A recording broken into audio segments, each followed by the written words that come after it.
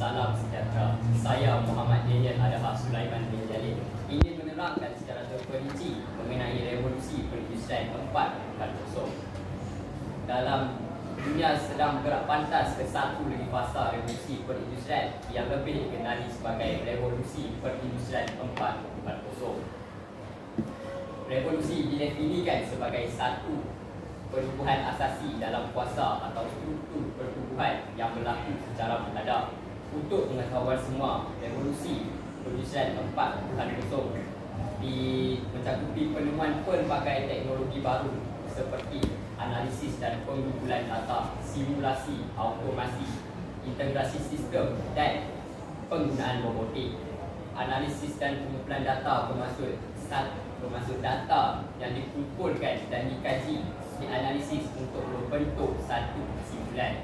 Antara contoh analisis ialah analisis Yunnan dan analisis SWOT, manakala contoh pengumpulan data pula ialah soal sedikit.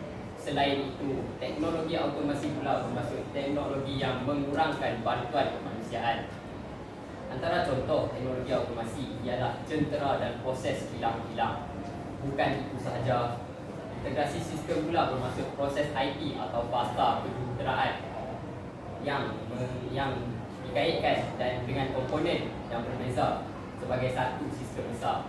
Antara contoh integrasi sistem pula ialah integrasi ekonomi dan integrasi sosial. Hal ini bakal merancangkan kemajuan lanskap dunia moden dan mengoptimalkan penggunaan teknologi dalam keperluan dan keselesaan manusia.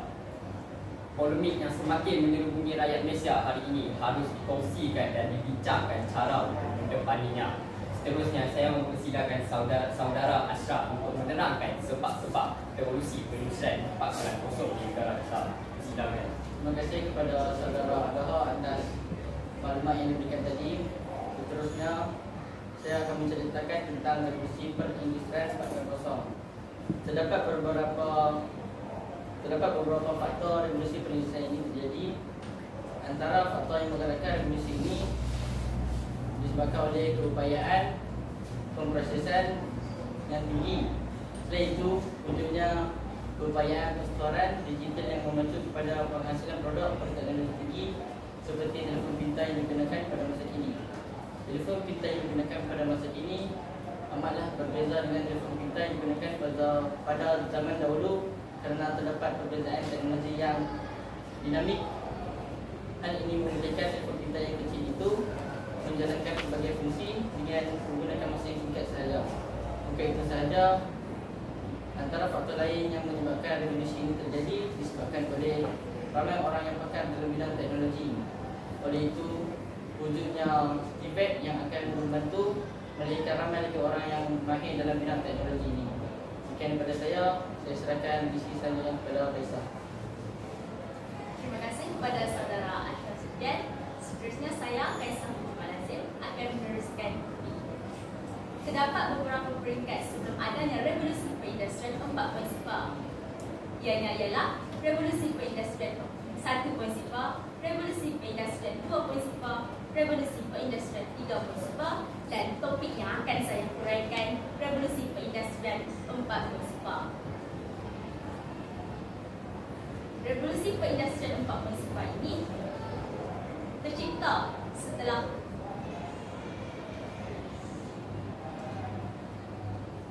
revolusi perindustrian 4.0 ini semakin dicipta menjadi lebih canggih,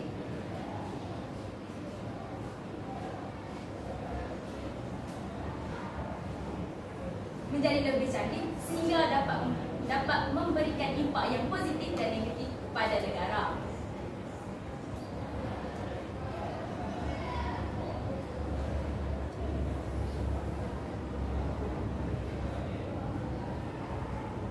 Teknologi perindustrian ini lebih dikenali sebagai teknologi AI, telah diciptakan untuk membantu manusia, untuk membantu kehidupan manusia ke arah yang lebih bagus.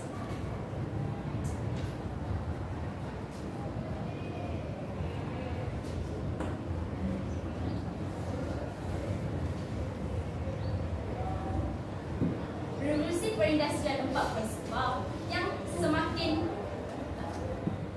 semakin canggih, revolusi perindustrian 4.0 yang semakin canggih ini telah banyak digunakan seperti di kedai-kedai makan. Hal ini membuatkan pekerjaan-pekerjaan seperti menghantar makanan dan minuman kepada meja-meja telah digantikan dengan robot AI seperti di luar negara.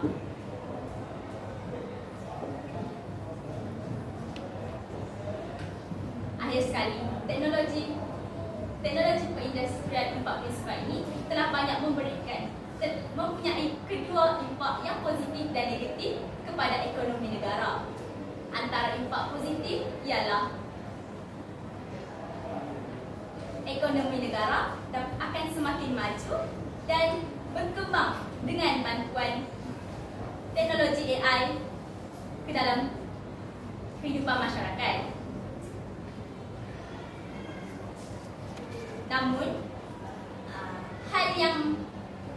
Namun hal ini juga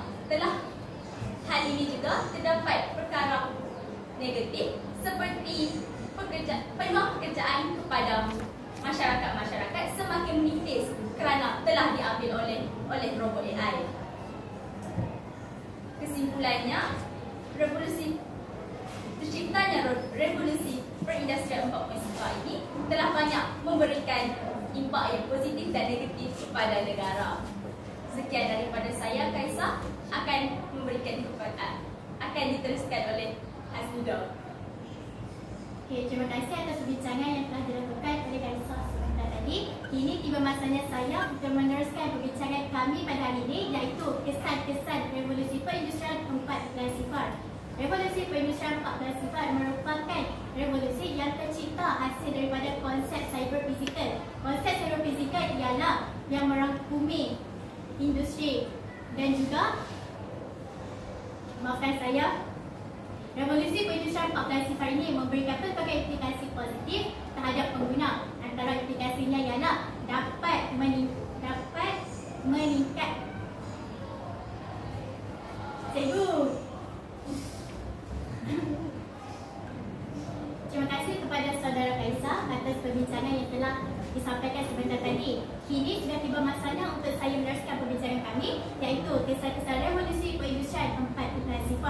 Revolusi perindustrian 4.0 merupakan industri yang berkembang hebat menerusi konsep cyber fizikal. Konsep cyber fizikal ialah mengawal dan mengurus operasi industri dengan menggunakan sistem mekatronik, internet benda, data raya, perkomputeran awam dan kecerdasan pembuatan, iaitu artificial intelligence atau lebih dikenali sebagai AI. Revolusi industri 4.0 ini memberikan pelbagai implikasi positif terhadap pengguna.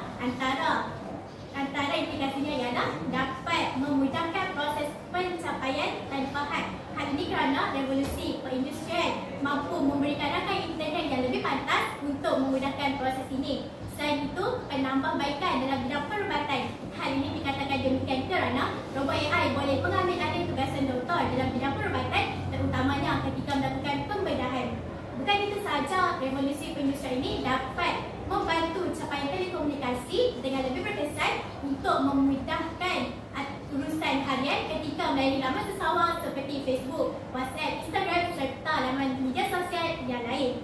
Akhir sekali, teknologi ini dapat mengisi kekosongan jawatan di bahagian-bahagian pekerjaan yang berisiko tinggi seperti pekerja nuklear, wartawan perang dan di bahagian perisikan. Hal ini mampu menyelamatkan nyawa manusia apabila pekerjaan-pekerjaan di bahagian berisiko ini dapat digantikan atau diambil alih oleh teknologi AI.